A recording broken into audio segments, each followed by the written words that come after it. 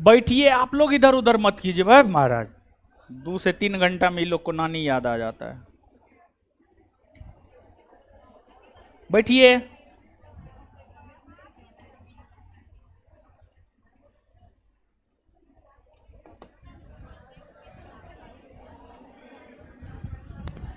कर दिया जी लाइव, चलो ठीक।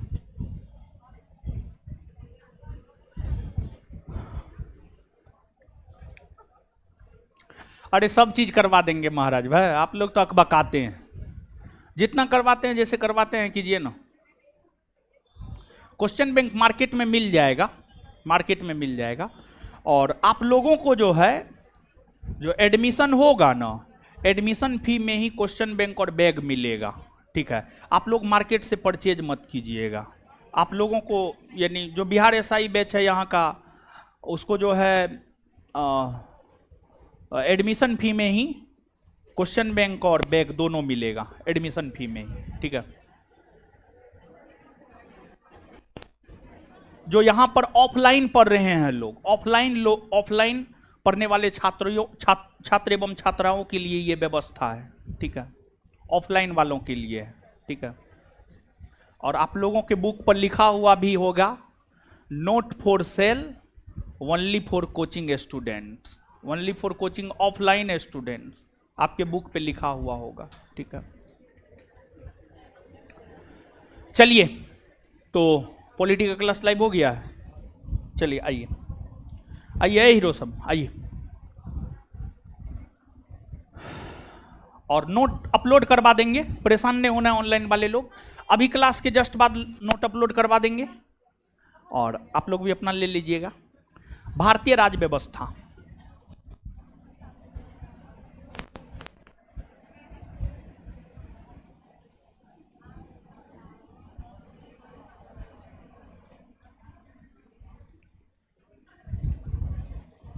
भारतीय राज्य व्यवस्था देखिए, समझिएगा चीजों को। अब भारतीय राज्य व्यवस्था, अगर इस सब्जेक्ट की हम बात करें तो इस सब्जेक्ट में बेसिकली अगर देखा जाए, इस सब्जेक्ट में बेसिकली अगर देखा जाए तो परीक्षा के दृष्टिकोण से हमें कॉन्स्टिट्यूशन ऑफ इंडिया के विषय में पढ़ने होते हैं।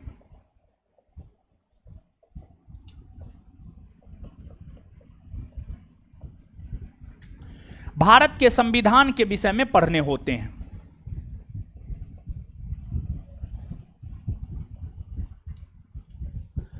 एग्जाम के दृष्टिकोण से, परीक्षा के दृष्टिकोण से अगर देखा जाए तो परीक्षा के दृष्टिकोण से इस सब्जेक्ट के अंतर्गत हमें भारत के संविधान के विषय में पढ़ने होते हैं। भारत के संविधान, और भारत के संविधान की अगर बात की जाए तो भारतीय राजनीतिक व्यवस्था में, भारतीय राजनीतिक व्यवस्था में अगर देखा जाए तो भारतीय राजनीतिक व्यवस्था में भारत में सर्वोच्च स्थान प्राप्त है भारत के संविधान को। भारतीय राजनीतिक व्यवस्था में अगर देखा जाए तो भारतीय राजनीतिक व्यवस्था में सर्वोच्च स्थान प्राप्त है भारत के संविधान को। भारत के संविधान को, भारत के संविधान को सर्वोच्च स्थान प्राप्त है। और इस संविधान में जो है, भारत के संविधान में जो है, भारत के संविधान में क्या है? भारत के संविधान में प्रस्तावना है, भारत के संविधान में अनुसूची है, भारत के संविधान में 22 भाग है, भारत के संविधान में 395 अनुच्छेद है। तो भारत के संविधान में जो प्रस्तावना है, भारत के संविधान में जो 12 अनुसूची है, भारत के संविधान में जो 22 भाग है, भारत के संविधान में जो 395 अनुच्छेद है, इन्हीं सब चीजों को इस विषय में हमें पढ़ने होते हैं, इस विषय में पढ़ने होते हैं। जैसे बेसिकली आपको लगता होगा कि पॉलिटी में हमें राष्ट्रपति को पढ़ने हैं, तो राष्ट्रपति को लेकर प्रावधान है अनुच्छेद 52 से अनुच्छेद 62। पॉलिटी में हमें निर्वाचन आयोग को पढ़ने हैं, उसको लेकर प्रावधान है अनुच्छेद 324 से 329। पॉलिटी में हमें सुप्रीम कोर्ट के विषय में पढ़ना, उसको लेकर प्रावधान है 124 से 147। तो नागरिकता के विषय पढ़ने हैं, मौलिक अधिकार के विषय पढ़ने हैं। मौलिक अधिकार को लेकर प्रावधान है अनुच्छेद 12 से अनुच्छेद 35। नागरिकता को लेकर प्रावधान है 5 से 11। राज्य के नीति निर्देशक तत्व को लेकर प्रावधान है 36 से 51। तो पॉलिटी में जो कुछ भी आप पढ़ते हैं किसी न किसी अनुच्छेद में है, किसी न किसी भाग में है, वो किसी न किसी भाग में है वो। तो बेसिकली अगर भारतीय राज्य व्यवस्था की बात की जाए, बेसिकली अगर और कोई ना है जी, जूनियर स्टाफ को भेजा कीजिए चाय लेकर के, ठीक है, जो जूनियर है।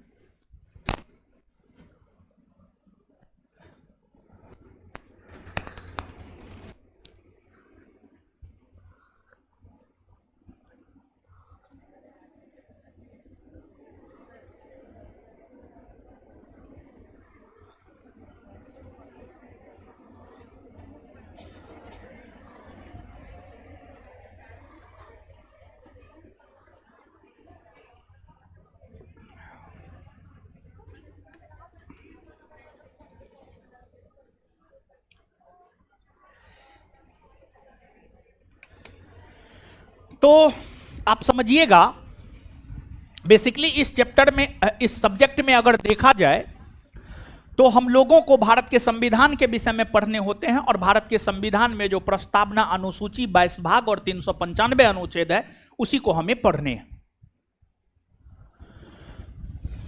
अब सवाल यह उठता है कि भारत के संविधान का निर्माण अचानक नहीं हो गया। भारत के संविधान की अगर हम बात करें तो जो भारत के संविधान का निर्माण है,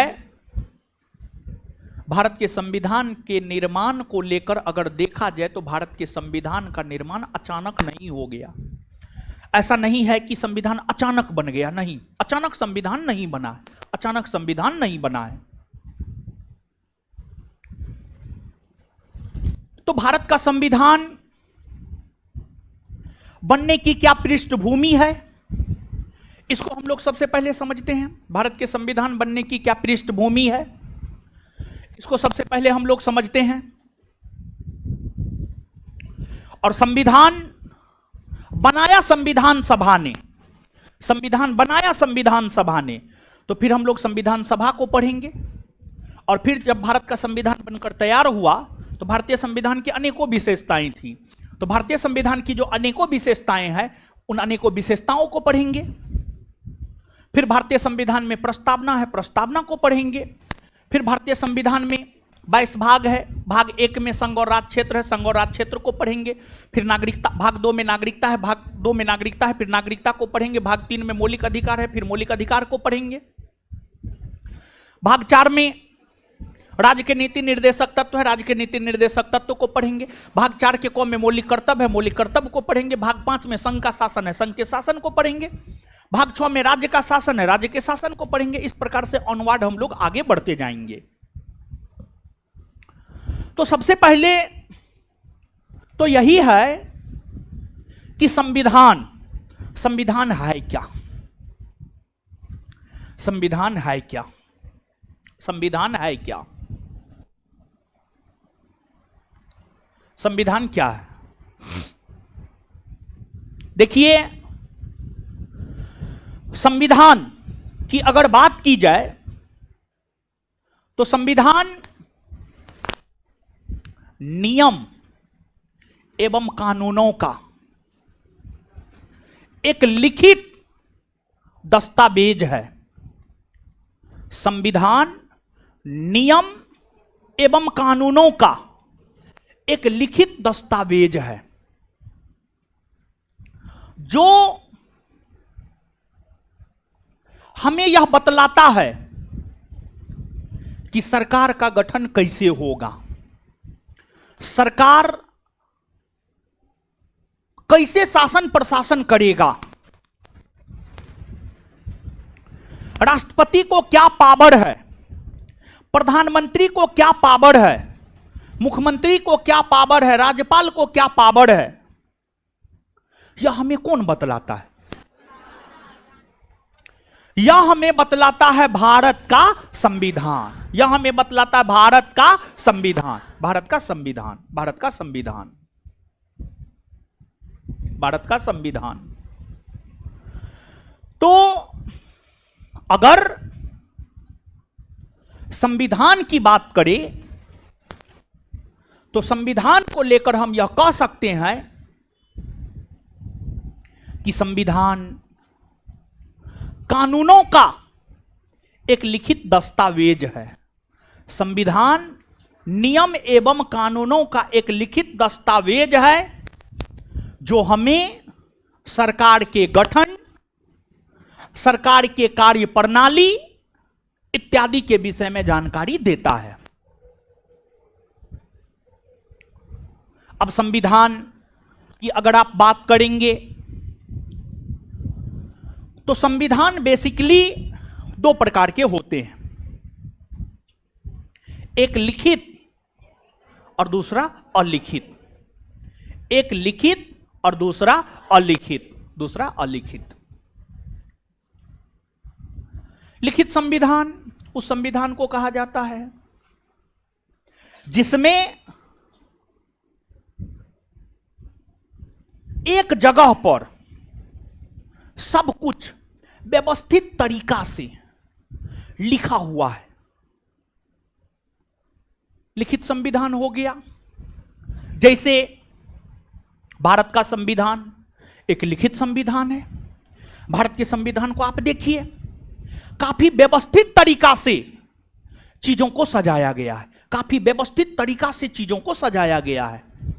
भाग 1 में संघ और राज्य क्षेत्र है, अनुच्छेद 1 से 4 तक है। भाग 2 में नागरिकता है, नागरिकता के अंतर्गत अनुच्छेद 5 से 11 है। भाग 3 में मौलिक अधिकार है, अनुच्छेद 12 से 35। भाग 4 में राज्य के नीति निर्देशक तत्व है, 36 से 51। भाग 4 के क में मौलिक कर्तव्य है, 51 का क। भाग 5 में संघ का शासन है, अनुच्छेद 52 से 151। भाग 6 में राज्य का शासन है, 152 से अनुच्छेद 237, अनुच्छेद 152 से 237। फिर ऑनवर्ड आगे है। तो भारत का संविधान एक लिखित संविधान का उदाहरण है। भारत के संविधान में सब कुछ व्यवस्थित तरीका से है। भारत के संविधान में हर कुछ व्यवस्थित तरीका से है। और भारत का संविधान काफी स्पष्ट है। जितना स्पष्ट भारत का संविधान है उतना स्पष्ट किसी देश का संविधान नहीं है। जितना क्लियरिटी भारत के संविधान में है उतना विश्व के अन्य किसी भी देश के संविधान में नहीं है। और जितना शानदार भारत का संविधान है उतना शानदार विश्व के किसी भी देश का संविधान नहीं है। यही तो वजह है कि भारत विविधता में एकता वाला देश कहलाता है। भारत में देखिए ना, उत्तर दक्षिण पूरब पश्चिम कहीं भी चले जाइए, वहां पर खान पान, रहन सहन, पहनावा ओढ़ावा, भाषा, हर कुछ अलग है। लेकिन फिर भी भारत का संविधान है जो भारत को एक सूत्र में बांधे हुए है। भारत का संविधान ही है जो भारत को एक सूत्र में बांधे हुए है। तो संविधान का काफी ज्यादा महत्व है भारत में।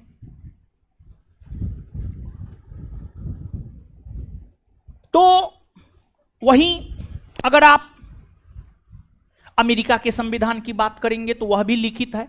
कनाडा, फ्रांस, जर्मनी, ऑस्ट्रेलिया इन देशों के संविधान लिखित है। वहीं अलिखित संविधान की अगर आप बात करेंगे तो अलिखित संविधान में क्या होता है, ऐसा नहीं है कि चीज लिखा हुआ नहीं है, लिखा हुआ है लेकिन वह एक जगह व्यवस्थित ढंग से नहीं है, एक जगह व्यवस्थित ढंग से नहीं है। जैसे ब्रिटेन का संविधान अलिखित संविधान का उदाहरण है। न्यूजीलैंड का संविधान अलिखित संविधान का उदाहरण है। तो ब्रिटेन और न्यूजीलैंड जैसे देशों का संविधान अलिखित संविधान का उदाहरण है। ऐसा नहीं है कि वहां पर संविधान नहीं है, वहां पर संविधान है, वहां पर संविधान है लेकिन व्यवस्थित नहीं है। जैसे भारत में आप जाइएगा, किसी भी दुकान पे जाइएगा, कहिएगा हमको भारत का संविधान दीजिए। किताब के दुकान पे, किसी भी दुकान पे आप जाइएगा, कहिएगा हमको भारत का संविधान दीजिए, तुरंत निकाल के दे देगा। ब्रिटेन में आप कहिएगा, ब्रिटेन के किसी भी पुस्तक दुकान में जाकर कहिएगा ब्रिटेन का संविधान दीजिए, वो व्यवस्थित है ही नहीं, वो आपको नहीं दे पाएगा। तो संविधान बेसिकली दो प्रकार के होते हैं, लिखित और अलिखित। भारत और अमेरिका जैसे देशों का संविधान लिखित है, ब्रिटेन और न्यूजीलैंड जैसे देशों का संविधान अलिखित है। अब कैसे भारतीयों के मन में यह विचार आया कि भारत का एक संविधान होना चाहिए? कैसे भारतीयों के मन में यह विचार आया कि भारत का एक संविधान होना चाहिए? देखिए, आपको जब भारत ब्रिटेन का गुलाम था तो गुलामी का जो दौर है वह है 1757 से 1947। जो गुलामी का दौर है 1757 से 1947, इस अवधि के दौरान ब्रिटिश संसद ने, ब्रिटिश संसद ने इस अवधि के दौरान भारत में शासन प्रशासन करने के लिए 1773 का रेगुलेटिंग एक्ट, 1774 का पिट्स इंडिया एक्ट, 1793 का चार्टर एक्ट, 1813 का चार्टर एक्ट, 1833 का चार्टर एक्ट, 1853 का चार्टर एक्ट, 1858 का भारत परिषद अधिनियम, 1892 का भारत परिषद अधिनियम, 1909 का भारत शासन अधिनियम, 1919 का भारत शासन अधिनियम, 1935 का भारत शासन अधिनियम और 1947 का भारतीय स्वतंत्रता अधिनियम है। कहां? 1784 का पिट्स इंडिया एक्ट। तो ये जो गुलामी का दौर था 1757 से 1947, ये जो गुलामी का दौर था, इस गुलामी के दौर में जो ब्रिटिशों का शासन था, ब्रिटिश कंपनी भारत में शासन करने को लेकर ब्रिटिश संसद के द्वारा समय समय पर कुछ एक्ट पारित किए गए। ब्रिटिश संसद के द्वारा जो समय समय पर कुछ एक्ट पारित किए जा रहे थे, इन एक्टों ने भारतीयों के दिमाग में यह डाला कि देश नियम कानून से चलता है, देश नियम कानून से चलता है। ये तो नियम कानून ही न थे। इन नियम कानूनों के तहत तो देश में, भारत में शासन प्रशासन चलाए जा रहे थे जब ब्रिटिशों का शासन था। तो जब ब्रिटिश संसद भारत में शासन प्रशासन करने को लेकर समय समय पर कुछ नियम कानून बना रहे थे, तो भारतीयों के दिमाग में यह आया कि देश नियम कानून से चलता है। तो फिर भारतीयों के दिमाग में यह आया कि देश को चलाने के लिए एक संविधान होना चाहिए, एक लिखित दस्तावेज होना चाहिए। देश को चलाने के लिए एक लिखित दस्तावेज होना चाहिए, और उस लिखित दस्तावेज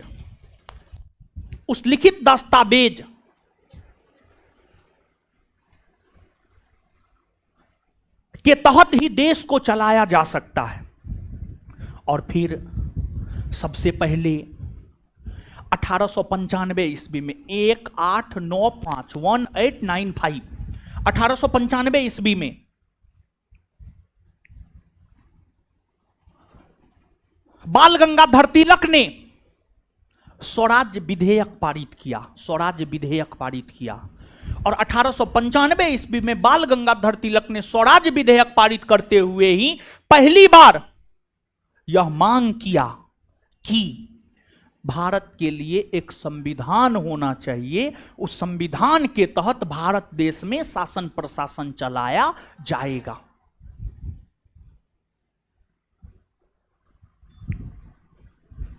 तो 1895 ईस्वी में सबसे पहले बाल गंगाधर तिलक ने स्वराज्य विधेयक को पारित करते हुए यह मांग किया कि भारत के लिए एक संविधान होना चाहिए और देश में शासन प्रशासन संविधान के तहत चलाए जाने चाहिए। देश में शासन प्रशासन संविधान के तहत चलाए जाने चाहिए। ठीक है। इसके बाद आगे चलकर 1922 ईस्वी में 1922 ईस्वी तक महात्मा गांधी को राष्ट्रीय स्तर पर एक पहचान मिल चुकी थी। 1922 ईस्वी में महात्मा गांधी ने यह कहा कि भारतीय संविधान का निर्माण भारतीयों के इच्छा अनुसार होगा। भारतीय संविधान का निर्माण भारतीयों के इच्छा अनुसार होगा। और फिर इस समय तक संविधान की मांग जोरों पर थी। और फिर आगे चलकर जो साइमन कमीशन आया था, साइमन कमीशन आयोग का एक काम यह भी था भारत के भौतिक संविधान के निर्माण को लेकर प्रारूप तैयार करना। भारत के भौतिक संविधान के निर्माण को लेकर प्रारूप तैयार करना मतलब ड्राफ्टिंग करना, ड्राफ्ट बनाना कि आखिरकार संविधान का निर्माण कैसे होगा, संविधान में क्या होगा, संविधान में क्या नहीं होगा। समझ गए? तो भारतीय राजनेताओं ने भी स्वतंत्रता आंदोलन के दौरान भारत को आजाद करवाने के लिए तो भारत के राजनेता संघर्षरत थे ही, साथ ही साथ वे इस बात को लेकर भी संघर्षरत थे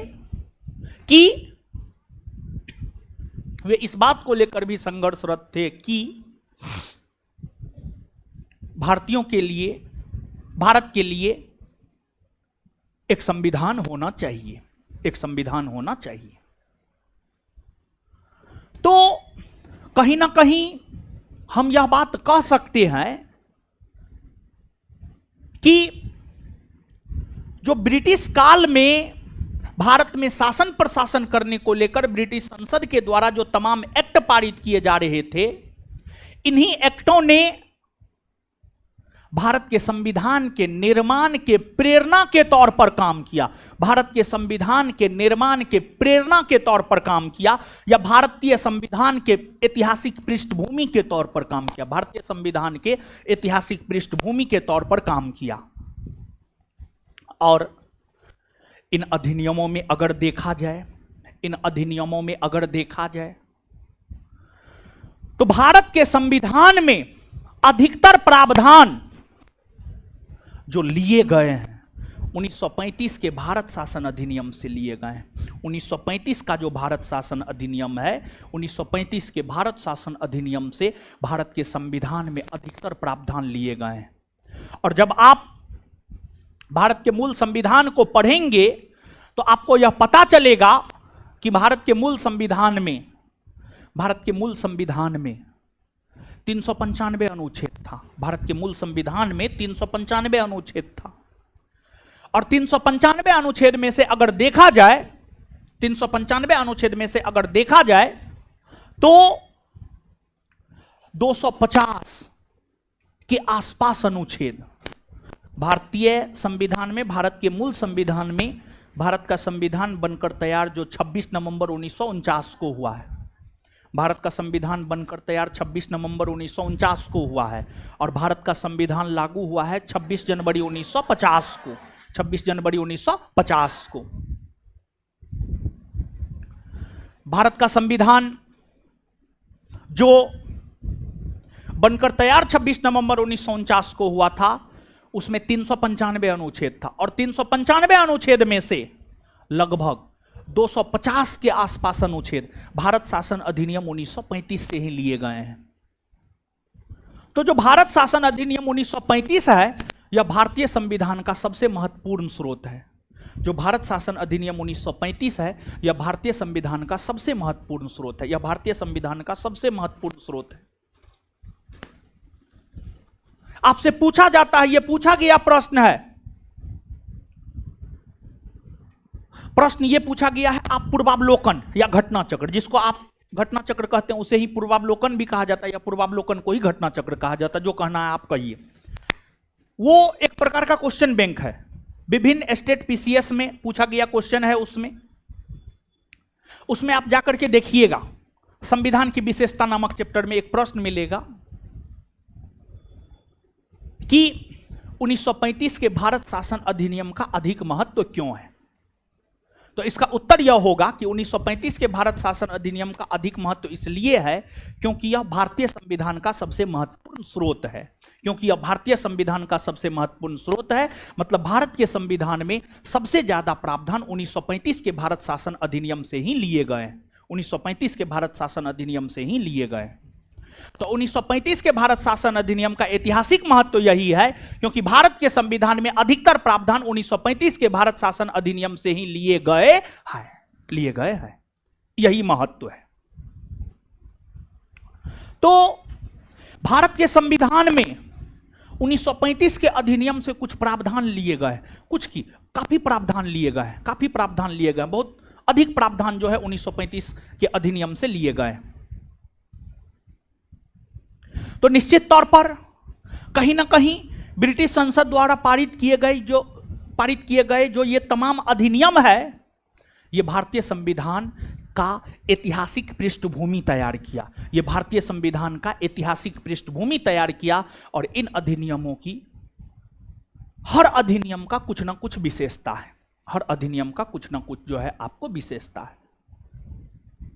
तो अगर आप भारतीय राज्य व्यवस्था में आएंगे तो भारतीय राज्य व्यवस्था का जो सिलेबस है उस सिलेबस को अगर आप जानने का प्रयास करेंगे तो आप यह देखेंगे कि भारतीय राज्य व्यवस्था का जो पहला चैप्टर होता है संविधान की ऐतिहासिक पृष्ठभूमि। और भारतीय संविधान की जो ऐतिहासिक पृष्ठभूमि है, भारतीय संविधान की जो ऐतिहासिक पृष्ठभूमि है, भारतीय संविधान की ऐतिहासिक पृष्ठभूमि में इन्हीं सब एक्टों के विशेषता के विषय में हमें पढ़ने होते हैं, इन्हीं सब एक्टों के विशेषता के विषय में हमें पढ़ने होते हैं। तो पहला चैप्टर से हमने आपको अवगत करवाया है, चलिए ठीक है, अब इन चीजों को हम लोग देखेंगे, लेकिन उससे पहले थोड़ा सा और बेसिक जानकारी जो है भारतीय राज्य व्यवस्था के अंतर्गत हम लोग प्राप्त करने का प्रयास करते हैं और फिर तब जो है हम लोग चैप्टर पर आएंगे। देखिए, भारतीय राज्य व्यवस्था, एक बात तो हमने आपको स्पष्ट कर दिया है कि आखिरकार इस सब्जेक्ट में हमें पढ़ने क्या है। अब देखिएगा, जैसे कि आप जब पॉलिटी पढ़ेंगे ना, तो पॉलिटी में राज्य शब्द का जिक्र, राज्य स्टेट, राज्य शब्द का जिक्र, राज्य स्टेट,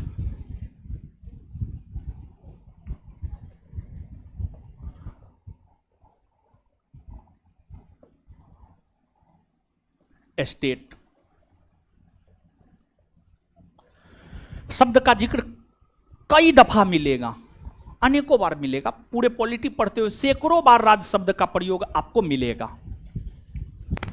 तो सामान्य तौर पर अगर आप राज्य की बात करेंगे, सामान्य तौर पर अगर आप राज्य की बात करेंगे तो जैसे राज्य शब्द का प्रयोग किए तो आपके दिमाग में क्या आया बताइए? तो आप क्या आया आपके दिमाग में?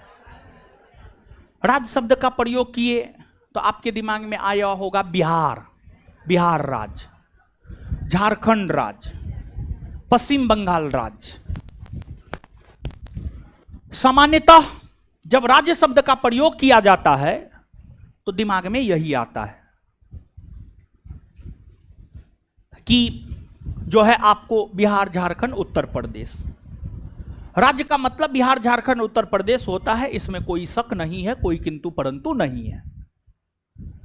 लेकिन राज्य का इतना सीमित अर्थ नहीं होता है। अगर आप राज्य की बात करेंगे तो राज्य एक व्यापक अवधारणा है। राज्य एक व्यापक अवधारणा है और राज्य का मतलब सिर्फ बिहार, झारखंड, उत्तर प्रदेश नहीं होता है। राज्य का मतलब सिर्फ बिहार, झारखंड, उत्तर प्रदेश नहीं होता है। राज्य का मतलब बिहार, झारखंड, उत्तर प्रदेश होता है, लेकिन सिर्फ राज्य का मतलब इतना भर नहीं होता है, बल्कि अगर आप राज्य की बात करेंगे तो राज्य एक व्यापक अवधारणा है और मूलतः वैसी कोई भी संस्था जिसमें 4 गुण मौजूद हो वह राज्य कहलाता है। वैसी कोई भी संस्था जिसमें 4 गुण मौजूद हो वह कहलाता है राज्य। वैसी कोई भी संस्था जिसमें 4 गुण मौजूद हो वह कहलाता है राज्य।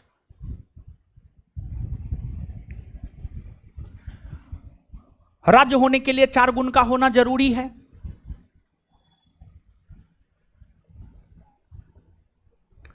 राज्य होने के लिए जो 4 गुण का होना जरूरी है उसमें एक है भूभाग। एक है भूभाग।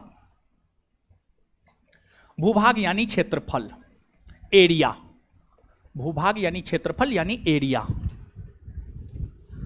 दूसरा है उस भूभाग में जनसंख्या यानी मानव का होना। तीसरा है सरकार। तीसरा है सरकार। और चौथा है संप्रभुता। चौथा है संप्रभुता। चौथा है संप्रभुता। देखिए सब्जेक्ट का ही नाम देखिए ना, भारतीय राज्य व्यवस्था। भारतीय राज्य व्यवस्था तो राज्य शब्द का प्रयोग तो सब्जेक्ट के नाम में ही है और राज्य शब्द का प्रयोग अनेकों दफा आपको मिलेगा। तो वही राज्य को यहां पर हम समझा रहे हैं आपको। राज्य होने के लिए 4 गुणों का होना आवश्यक है। क्षेत्रफल का होना, जनसंख्या का होना, सरकार का होना, संप्रभुता का होना। वैसी कोई भी संस्था जिसमें ये 4 गुण मौजूद है वह अपने आप में राज्य है। वैसी कोई भी संस्था जिसमें ये 4 गुण मौजूद है वह अपने आप में राज्य है। जिसमें भूभाग हो यानी क्षेत्रफल हो, जिसमें जनसंख्या हो, जिसमें सरकार हो, जिसमें संप्रभुता हो, वह राज्य है। अब आप एक बात बताइएगा, भारत देश का अपना क्षेत्रफल है? भारत का क्षेत्रफल 32,87,263 वर्ग किलोमीटर है। भारत में जनसंख्या है? एकदम है। भारत की जनसंख्या लगभग 140 करोड़ है। फिर भारत में सरकार है? एकदम है, भारत में सरकार है। मोदी जी की सरकार है भारत में। मोदी जी का शासन है भारत में। मोदी सरकार है भारत में। मोदी सरकार कहना उचित नहीं है, एनडीए सरकार है भारत में। फिर आपको संप्रभुता का मतलब क्या होता है जानते हैं? संप्रभुता का मतलब होता है वैसी कोई भी संस्था जिसके निर्णय में कोई बाह्य हस्तक्षेप नहीं होता हो वह संप्रभुत्व संपन्न संस्था कहलाता है। या वैसा कोई भी देश जिसके आंतरिक या बाह्य मामलों में किसी दूसरे देश का हस्तक्षेप ना होता हो वह संप्रभुत्व संपन्न राष्ट्र कहलाता है। जैसे भारत एक संप्रभुत्व संपन्न राष्ट्र है। भारत सरकार का जो आंतरिक मामला है या भारत सरकार का जो बाह्य मामला है, भारत सरकार का आंतरिक मामला जैसे जम्मू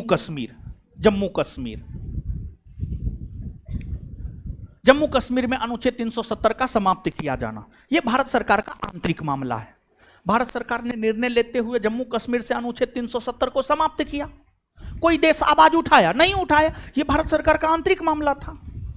अब भारत अमेरिका से, रूस से हथियार खरीद रहा है, तो चीन भारत पर रोक थोड़े लगा सकता है कि नहीं आप अमेरिका रूस से हथियार मत खरीदिए। नहीं, भारत का आप देखते होंगे कि भारत की जो विदेश नीति है हर देश के संदर्भ में अलग अलग है। भारत किसी के भी दबाव में आकर काम नहीं करता है। इनफैक्ट भारत अमेरिका तक के दबाव में आकर काम नहीं करता है। अभी रसिया और यूक्रेन के बीच युद्ध हो रहा है। भारत सरकार के ऊपर प्रेशर बनाया गया कि आप रूस से तेल नहीं खरीदिए, लेकिन भारत सरकार तो रूस से तेल खरीदा। तो भारत के बाह्य मामला में भी कोई देश हस्तक्षेप नहीं कर सकता। कोई दबाव भी बनाता है तो उससे भारत को कोई फर्क नहीं पड़ता है। तो संप्रभुत्व संपन्न का मतलब होता है, जैसे हम संप्रभुत्व संपन्न है, हम अपना निर्णय स्वयं ले सकते हैं। हम अपना निर्णय इसलिए स्वयं ले सकते हैं, हमको लेकर के हमारा गार्जियन निर्णय नहीं ले सकता है। नहीं ले सकते हैं, इसलिए नहीं ले सकते हैं क्योंकि हम आर्थिक तौर पर स्वतंत्र है, पैसा कमाने लगे हैं, तो निर्णय हम अपना स्वयं लेते हैं। और हमारा अपना मानना है, होश संभालिए, निर्णय स्वयं लीजिए। या तो अच्छा होगा या बुरा होगा। अच्छा होगा तो ठीक है, बुरा होगा तो अनुभव मिलेगा, सीखेंगे। अब सब दिन आपके लिए मां बाप ही निर्णय लेंगे, एकदम ये सही नहीं है।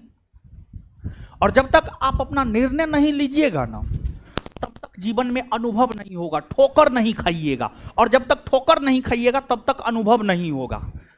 और अनुभव नहीं होगा तो इस कलयुग में, और ये मृत्यु लोक है, यहां पर हर किसी का जाना है। जो जन्म लिया है उसका जाना है, इसी वजह से इसको मृत्यु लोक कहा जाता है।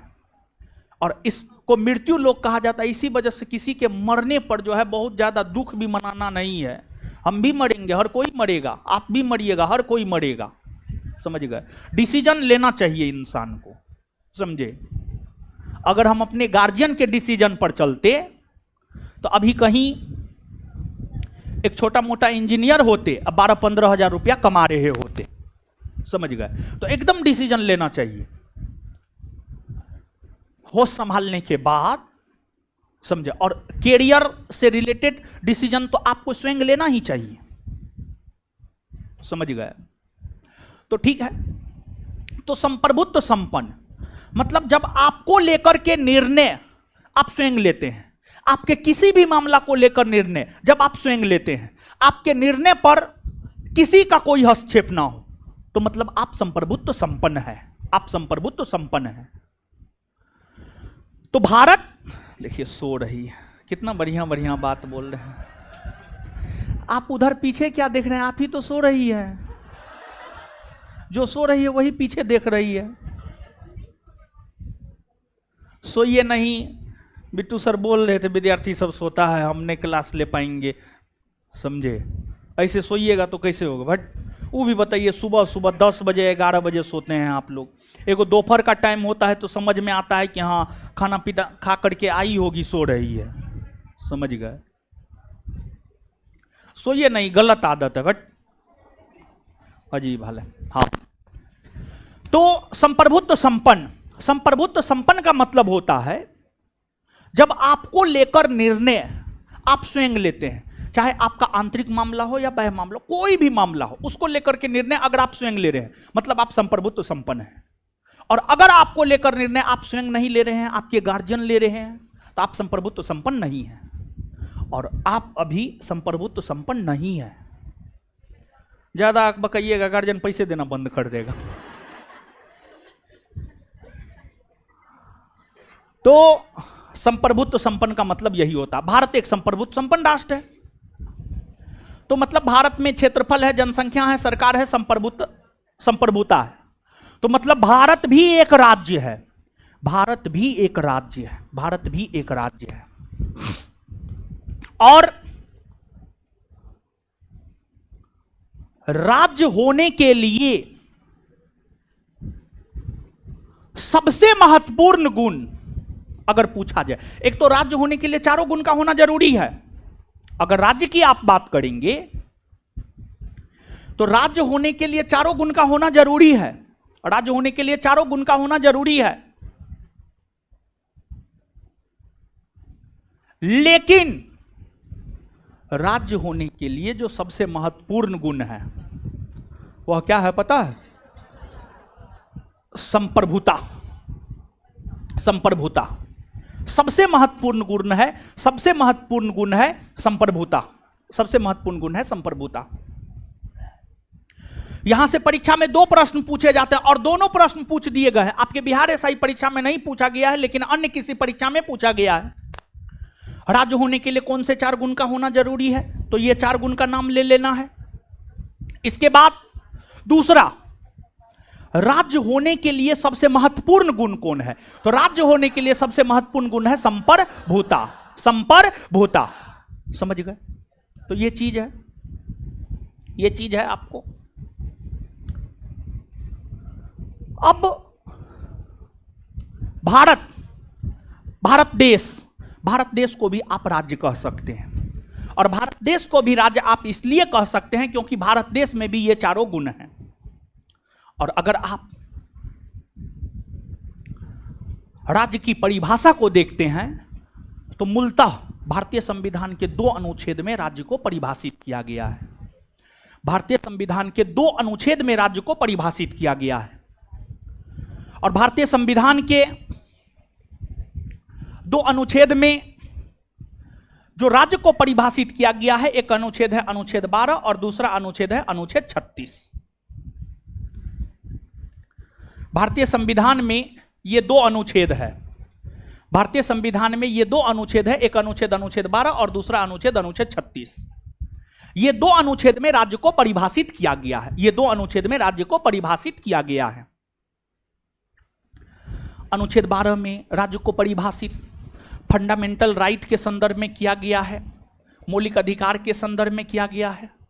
और अनुच्छेद 36 में राज्य को परिभाषित डीपीएसपी के संदर्भ में किया गया है, directive principles of state policy के संदर्भ में किया गया है।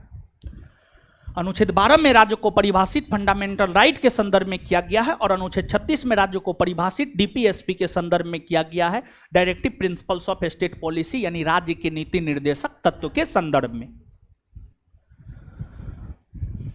और यहां पर जो राज्य शब्द का प्रयोग हुआ है, मौलिक अधिकार के संदर्भ में जो राज्य शब्द का प्रयोग हुआ है और डीपीएसपी के संदर्भ में जो राज्य शब्द का प्रयोग हुआ है, यह हुआ है भारत के लिए, यह हुआ है भारत के लिए।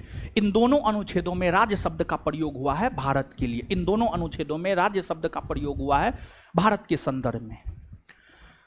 और जब आप इन दोनों अनुच्छेदों को पढ़ेंगे तो दोनों अनुच्छेद में सेम बात है, दोनों अनुच्छेद में बात सेम है, बात एक समान है, लेकिन दोनों का संदर्भ सिर्फ अलग अलग है।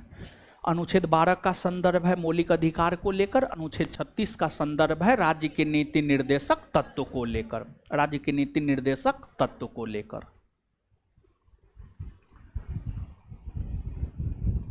और दोनों अनुच्छेद में मैटर सेम है, मैटर सेम है। अनुच्छेद 12 और अनुच्छेद 36 के अकॉर्डिंग राज्य के अंतर्गत क्या क्या आता है समझिएगा। अनुच्छेद 12 और अनुच्छेद 36 के अकॉर्डिंग अगर देखा जाए तो राज्य के अंतर्गत भारत की संसद आता है, भारत की संसद भी राज्य के अंतर्गत आता है। भारत की संसद, हाँ, पार्लियामेंट ऑफ इंडिया, जिसकी चर्चा अनुच्छेद 79 में है, भारत की संसद भी राज्य के अंतर्गत आता है। और भारत की संसद ही नहीं बल्कि संसद द्वारा स्थापित कोई संगठन है वह भी राज्य के अंतर्गत आता है। संसद द्वारा स्थापित अगर कोई संगठन है तो संसद द्वारा स्थापित संगठन भी राज्य के अंतर्गत आता है। संसद द्वारा स्थापित संगठन, संसद द्वारा स्थापित संगठन भी राज्य के अंतर्गत आता है। इसके बाद राज्य विधानमंडल, राज्य विधानमंडल, राज्य विधानमंडल जिसकी चर्चा अनुच्छेद 168 में है, अनुच्छेद 168 में है। अनुच्छेद 168 यह कहता है राज्यपाल, विधानसभा, विधान परिषद को मिलाकर राज्य विधानमंडल का गठन किया जाता है। राज्य विधानमंडल भी राज्य के अंतर्गत आता है और राज्य विधानमंडल द्वारा स्थापित संस्था भी, और राज्य विधानमंडल द्वारा स्थापित संस्था भी, स्थापित संगठन या संस्था भी राज्य के अंतर्गत आता है, राज्य के अंतर्गत आता है।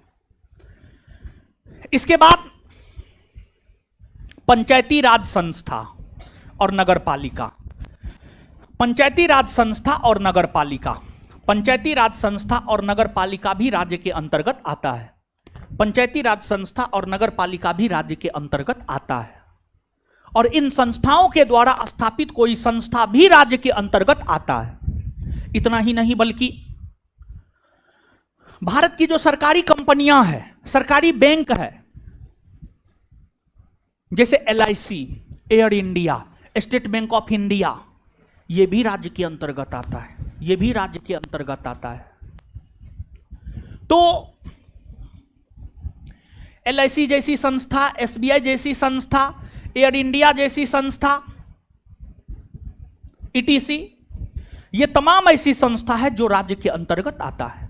आप याद कीजिए, अभी तुरंत हम आपको थोड़ा देर पहले बताए हैं, राज्य एक व्यापक अवधारणा है। राज्य एक व्यापक अवधारणा है। राज्य का मतलब सिर्फ बिहार, झारखंड और उत्तर प्रदेश नहीं होता है। राज्य का मतलब सिर्फ बिहार, झारखंड, उत्तर प्रदेश नहीं होता है। राज्य का काफी व्यापक अर्थ होता है। राज्य का मतलब बिहार, झारखंड, उत्तर प्रदेश भी होता है और भारत को भी हम राज्य कह सकते हैं। भारत की संसद को भी हम राज्य कह सकते हैं। संसद द्वारा स्थापित संगठन को भी हम राज्य कह सकते हैं। राज्य विधानमंडल को भी राज्य कह सकते हैं। राज्य विधानमंडल द्वारा स्थापित संगठन को भी हम राज्य कह सकते हैं। पंचायती राज संस्था को भी हम राज्य कह सकते हैं। नगरपालिका को भी हम राज्य कह सकते हैं और LIC, SBI जैसी संस्था को भी हम राज्य कह सकते हैं। LIC, SBI जैसी संस्था को भी हम राज्य कह सकते हैं। तो राज्य का यही व्यापक अर्थ है। और पूछा जाता है, आपके बिहार SI में नहीं पूछा है, लेकिन पटना कॉलेज में B.Ed इंट्रेंस के लिए, B.Ed का इंट्रेंस एग्जाम होता है। इस बार नहीं, इससे पहले 2023 या 22 में पूछा गया ये प्रश्न है, निम्नलिखित में से कौन राज्य के अंतर्गत आता है या नहीं आता है। इस प्रकार के प्रश्न आपके B.Ed इंट्रेंस परीक्षा में पूछा गया है, GS का ये प्रश्न। और अगर आप इसको समझे हैं तो आपसे अगर यहां से प्रश्न पूछा जाएगा तो आप निश्चित तौर पर बना दीजिएगा, समझे। अब ऑप्शन एग्जैक्ट ध्यान में हमको नहीं है, क्योंकि B.Ed का क्वेश्चन था तो B.Ed के क्वेश्चन को उतना ध्यान में नहीं रखते हैं। दो परीक्षा के क्वेश्चन को ज्यादा ध्यान में रखते, एक BPSC, एक बिहार दरोगा, समझ गए। तो B.Ed का क्वेश्चन था, उतना ध्यान में नहीं रखे, एग्जैक्ट नहीं है। लेकिन जो क्वेश्चन था, क्वेश्चन का जो डिमांड था, जहां तक हमें याद आ रहा है, वो यही पूछा जा रहा था, निम्न में से कौन राज्य है, कौन राज्य नहीं है। अगर राज्य को आप अच्छे से समझ गए हैं तो फिर इस प्रकार के प्रश्न को आप अच्छे से बना सकते हैं, कहीं कोई दिक्कत नहीं। बात समझ में आया? कोई दिक्कत है? नहीं ना? चलिए ठीक है। यहां तक जो समझाए हैं, परीक्षा के लिहाज से 5-7 बड़ी महत्वपूर्ण फैक्ट है। परीक्षा के लिहाज से जो 5-7 बहुत महत्वपूर्ण फैक्ट है, उसको जो है हम लोग देखते हैं। बताइए फटाफट। हर प्रश्न किसी न किसी परीक्षा में पूछा गया है या आगे पूछा जा सकता है, समझ गए? तो बताइए, भारतीय राजनीतिक व्यवस्था में सर्वोच्च स्थान किसे प्राप्त है? संविधान। उत्तर होगा संविधान। भारतीय राजनीतिक व्यवस्था में सर्वोच्च स्थान किसे प्राप्त? संविधान को। भारतीय राजनीतिक व्यवस्था में सर्वोच्च स्थान किसे प्राप्त? भारतीय राजनीतिक व्यवस्था में सर्वोच्च स्थान किसे प्राप्त? किसे प्राप्त है? भारतीय राजनीतिक व्यवस्था में सर्वोच्च स्थान किसे प्राप्त? पहला चीज हम पॉलिटी पढ़ाते हुए यही बताते हैं और हम आपको पूरे विश्वास के साथ कह सकते हैं, आज से 1 महीना के बाद आप ही से पूछेंगे, आप जवाब नहीं दीजिएगा, यही प्रश्न नहीं दीजिएगा जवाब। 7-8 साल से पढ़ा रहे हैं, 2017 से पढ़ा रहे हैं, अनुभव है, हर बैच में ये बात बोलते हैं। 1 महीना के बाद पूछेंगे ना, देखिएगा ना, मौलिक अधिकार पर जमाएंगे ना, तब वहां पर पूछेंगे। ये भी हम बता दे रहे हैं, मौलिक अधिकार जब पढ़ाएंगे, शुरू करेंगे, तो वहां पर हम ये प्रश्न पूछेंगे और नहीं दीजिएगा आप जवाब। कुछ लोग दे दीजिएगा, कुछ लोग नहीं दीजिएगा, लेकिन हम जिससे पूछेंगे वो नहीं दीजिएगा। आज तक का इतिहास तो यही रहा है, समझे। इसके बाद भारत का संविधान लिखित है या अलिखित? क्या है? ब्रिटेन और न्यूजीलैंड का संविधान क्या है? अलिखित ना है। संविधान क्या है? नियम और कानूनों का एक लिखित दस्तावेज है। संविधान क्या है? संविधान क्या है? नियम और कानूनों का एक लिखित दस्तावेज है। इसके बाद आगे बताइएगा, भारतीय संविधान का सबसे महत्वपूर्ण स्रोत कौन अधिनियम? 1935 का भारत शासन अधिनियम। भारतीय संविधान में अधिकतर प्रावधान कौन अधिनियम से लिए गए? भारत शासन अधिनियम 1935। राज्य होने के लिए कितने गुणों का होना आवश्यक? कितने गुणों का? पहला, दूसरा, तीसरा, चौथा। राज्य होने के लिए कितने गुणों का होना आवश्यक? पहला, दूसरा, तीसरा, चौथा। राज्य का सबसे आवश्यक तत्व, राज्य का सबसे आवश्यक संप्रभुता। भारतीय संविधान के कितने अनुच्छेदों में राज्य को परिभाषित किया? कितने अनुच्छेदों में? कितने अनुच्छेदों में? 2 ना। कौन कौन? 12 और अनुच्छेद 12 में राज्य को परिभाषित किस संदर्भ में किया गया? किस संदर्भ में?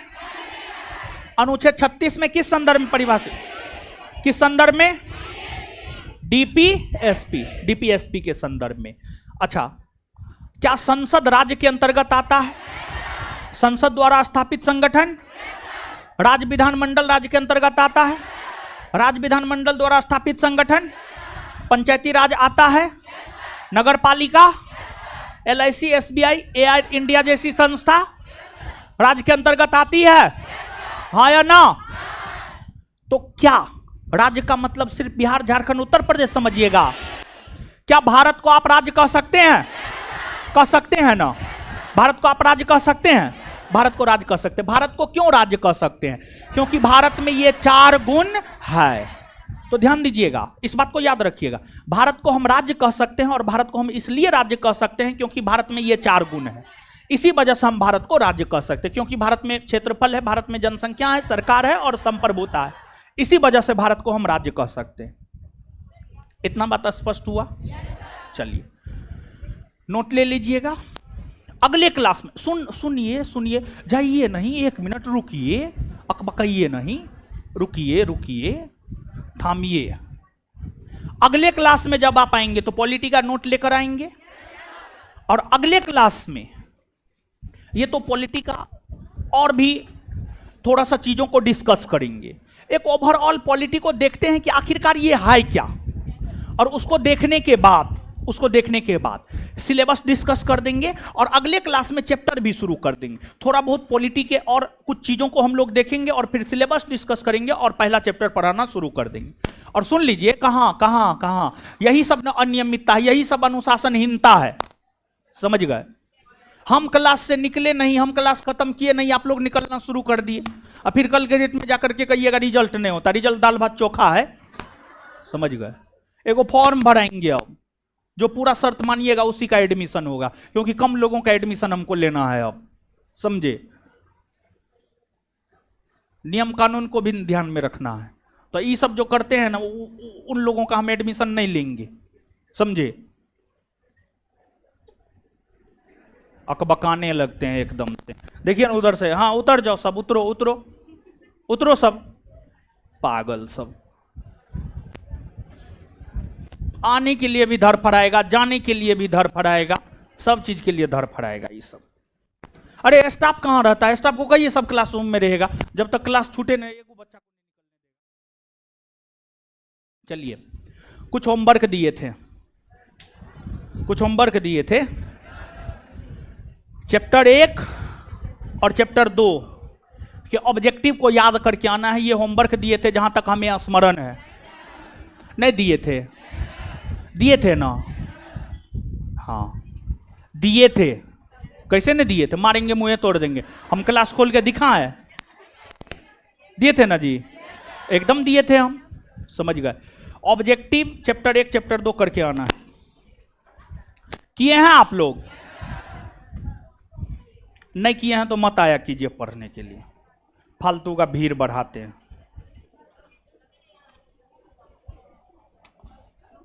बेवजह का भीड़ नहीं बढ़ाना है। काहे बेवजह का भीड़ बढ़ाइएगा? समझे? पूछ रहे हैं जवाब दीजिए फटाफट। पूछ रहे हैं,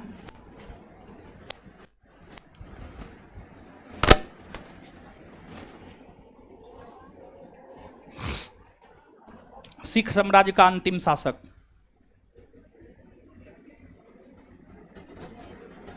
है गुरु गोविंद सिंह। सिख साम्राज्य का अंतिम शासक गुरु गोविंद। मारेंगे एक चट मुंह लाल हो जाएगा। है फर्स्ट क्लास, क्लास की है जी? सेकेंड क्लास है। ये सबका फर्स्ट सेकेंड क्लास है। नहीं सबका फर्स्ट सेकेंड क्लास है। लड़की खड़ी हो जाओ, तुम्हारा तो है रेगुलर क्लास। हाँ तो ऐसे ये फर्स्ट सेकेंड, इसी सब वजह से क्वेश्चन हम नहीं पूछते हैं। तो अब एडमिशन जरूरी है, ठीक है। ये सब देखते हैं, उठा के पूछ रहे हैं तो बोलेगी फर्स्ट क्लास है, क्या पूछेंगे? बट मत कीजिए, जाइए भागिए, पकड़िए, चलिए। इससे आगे मिलेंगे अगले क्लास में। धन्यवाद सभी लोगों का। मत पढ़िए, ठीक है, मत पढ़िए, कोई मत पढ़िए, जाइए निकलिए। फर्स्ट क्लास है, सेकेंड क्लास है, जाइए निकलिए।